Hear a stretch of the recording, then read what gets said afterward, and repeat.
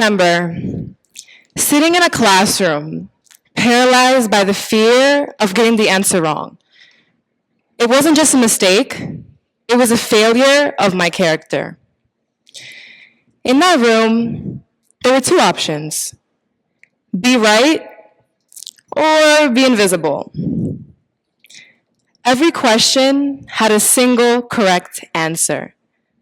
Every discussion had a right side and a wrong one. Over time, I stopped asking questions, not because I didn't care, but because I didn't want to be wrong. Hi, my name is Ellianna Colimon, and I'm not afraid to ask those questions now. Let me show you how. Here's some food for thought. Surveys show that the #1 fear of Americans is public speaking. #2 is death. Death is #2. That means at a funeral, the average American would rather be in the casket than doing the eulogy. Now, if I pass out up here, don't worry, it's not stage fright. I'm just honoring the data. But it turns out it's not just public speaking that keeps us up at night. A survey by Linked found that 31% of adults suffer from a fear of failure, more than those who feared spiders. You know you fear failure more than spiders when you'd rather sleep in a room with a tarantula than open that rejection email. Am I right? We all have been there. But why are we like this? We didn't just wake up one morning afraid of public speaking, nervous about writing with a pen, or hesitant to try something that scares us, like riding a bike. I know I'm not alone when I say this. Our parents wanted us to learn how to ride a bike, but losing balance was our biggest concern. Something I want you all to acknowledge is that these fears don't appear out of nowhere. They often take root early, often planted in us from a young age. Think about how often students are told only to speak when called on, or penalized for giving a wrong answer in front of their peers. The classroom environment can unintentionally become a place where speaking out feels rather risky than encouraging. When mistakes are met with red ink or silence instead of support, students learn to stay quiet, not curious. Most college students say they dread public speaking more than tests or group projects. Now let's be real. Group projects are already terrifying. So when a student chooses to sit in silence instead of raising their hand, or an adult panics at the thought of giving a presentation, it's not just stage fright. It's cultural. It's educational. Classrooms have shaped that fear, but it can also be where it changes. What if, instead of having environments that reward only right answers, we created ones that invite questions, the messy, uncertain kind. Spaces where students are encouraged to try, to reflect, and to speak without the fear of being shut down. A study found that in classrooms where students were invited into service projects and real-world conversations, something changed. Their confidence grew, not just in public speaking, but in trusting their own ideas. Because when the spotlight shifted from perfection to participation, they didn't have to be flawless. They just had to show up. They stopped performing and started engaging. And that's what makes the hard thing possible. Not just for students, but for all of us. Because let's face it, none of us woke up today thinking, I hope I get everything exactly right. We just want to be heard, supported, and maybe not panic when someone says, let's go around and share. This tells us something very crucial.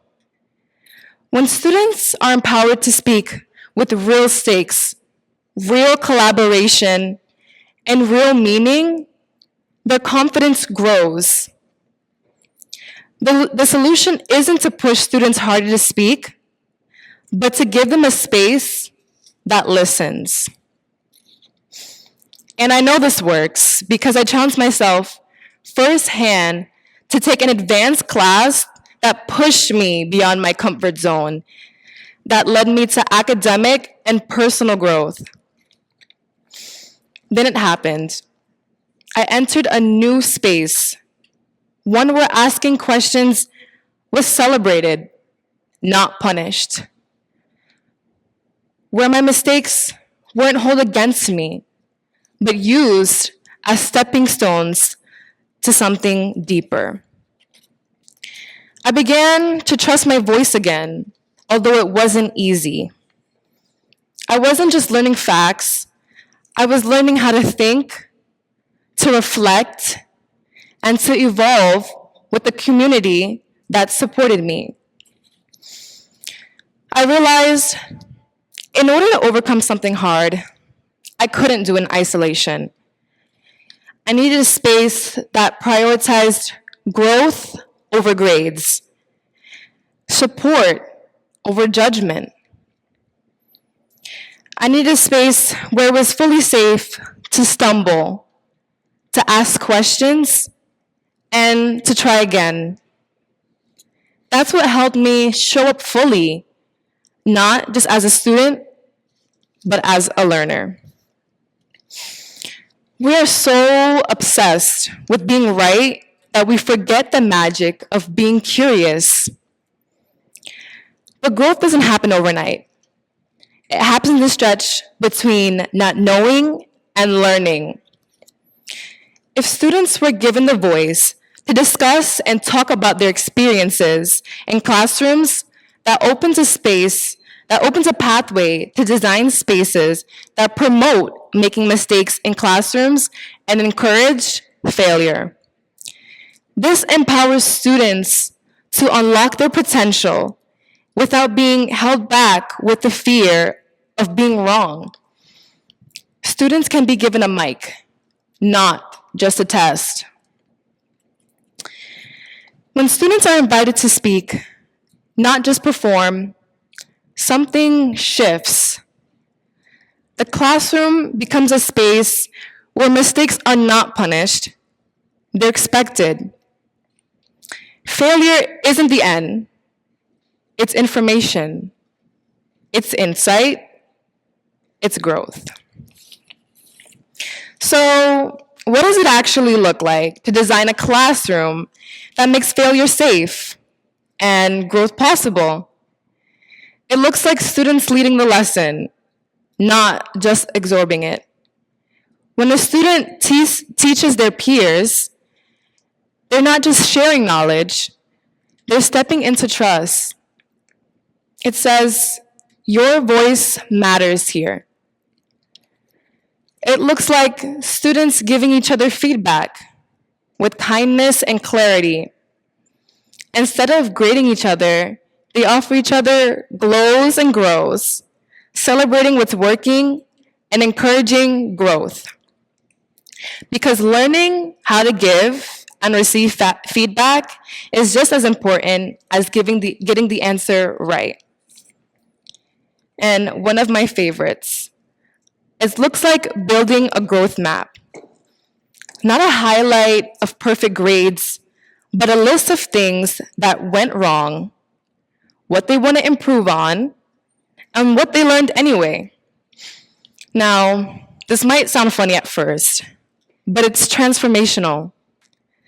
Because when we teach students to reflect on where they struggled, we're showing them that failure isn't the end, it's evidence they tried.